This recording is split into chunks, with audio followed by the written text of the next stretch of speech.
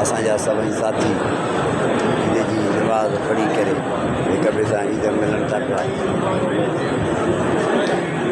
हीअ मुंहिंजो प्यारो कुफाट अली अनवर ईद मुबारक मिले थो पियो साथियुनि सां। मुंहिंजो प्यारो कुफाट ईद मुबारक, मुंहिंजो प्यारो कुफाट अली अनवर साईं प्रोफेसर साहब साईं ईद मुबारक। ये साईं असांजो अब्दुल मुईज़ साईं असांजो ख़तीब पेश इमाम अब्दुल मुईज़ इंडर साहब जंहिं असांजी नमाज़ पढ़ाई। इहे आहिनि सभई उन जा मंज़र, इहे आहिनि सभई उन जा नज़ारा मेरान यूनिवर्सिटी जामशोरे जा।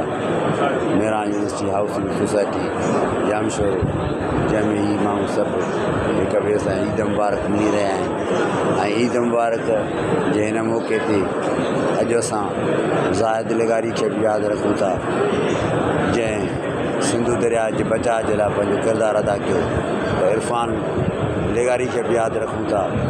हुन सां गॾोगॾु हिन धरती ते रहंदड़ जेके मज़लूम माण्हू आहिनि, जेकी बि मज़लूम धरती जा बाशिंदा आहिनि, जिन सां हिन वक़्तु तमामु वॾे पैमाने ते ॾाढ ऐं जबर जो सिलसिलो जारी आहे, उन्हनि खे बि यादि रखूं। साईं तारिक साहब साईं मुंहिंजो पाड़ेसरी साईं तारिक गाराई साहब साईं ईद मुबारक मिली थी। इहे आहिनि साईं हे मुंहिंजो प्यारो साथी असांजो हाई कोर्ट जो वकील प्यारो मुर्तज़ा शेख साहब तव्हांखे ईद मुबारक साईं ईद मुबारक। सभई आहिनि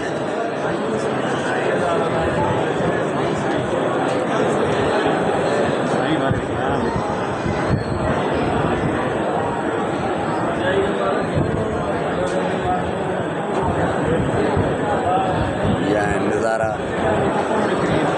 मेरान यूनिवर्सिटी हाउसिंग सोसाइटी जामशोरे जे जामिया मस्जिद जा।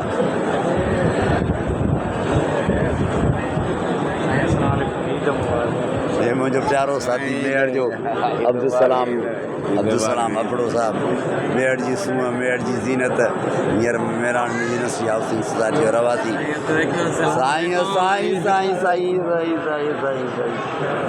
साईं अब्दुल कादर असांजे मेयर जी हसीन तरीन शख़्सियत आख़ुंद महल जो रूहे रवां, असां सभिनी जो वॾो, असां सभिनी जो अॻवान, असां सभिनी जो इलाही शफ़क़त ऐं मुहबत जो प्यारो मंज़र मेयर हाई स्कूल 1 में बि असांजे लाइ वॾी उत्साह पैदा कंदड़ शख़्सियत रब काइनात साईं खे वॾी हयाती ॾे।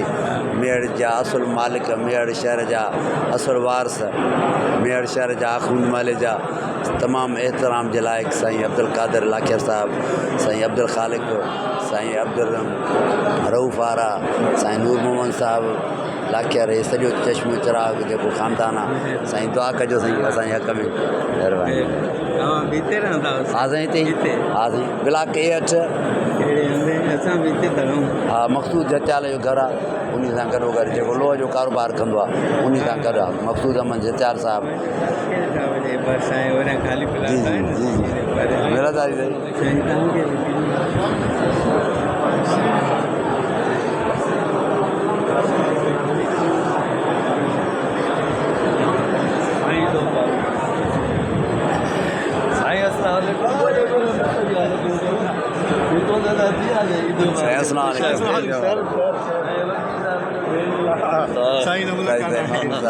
साईं इंतहाई मुतहरिक किरदार मेरान यूनिवर्सिटी हाउसिंग सोसाइटी जे मामलात खे ख़ुशर सूरती सां हल करण वारो ॾींहुं राति मुतहरिक किरदार क़ाबिल सताश क़ाबिल तारीफ़ माण्हू इंतहाई इज़त जे लाइक़ साईं महमूद साहब।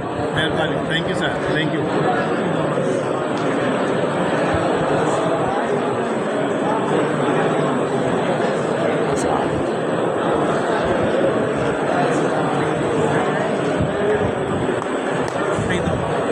साईं ईद मुबारक महिरबानी। अचो साईं अचो। जी साईं जी साईं अब्दुल गनी जो खाली प्लाट हा अचो अखियुनि सां ॾाढी ख़ुशी थी।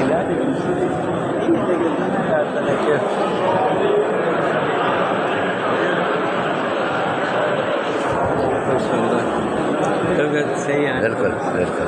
अल्लाह बताए। मेहरबानी मेहरबानी।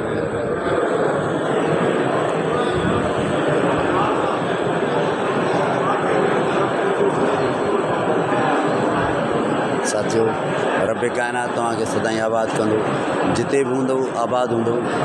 ईदूं, ये मुलाक़ातूं, ये सिलसिला ज़िंदा कायम रहनि। जी जी साईं, तव्हांजो व्हाट्सअप नंबर कोन्हे मूं वटि साईं। हा हा।